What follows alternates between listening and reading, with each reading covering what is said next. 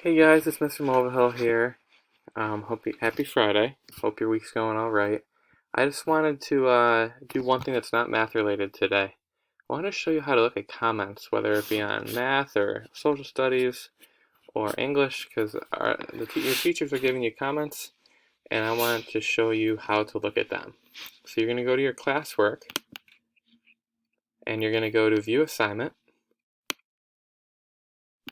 and you should see your work right here, and then the comments right there. That's all. So just take a look at that. I put some comments there to help you with your math.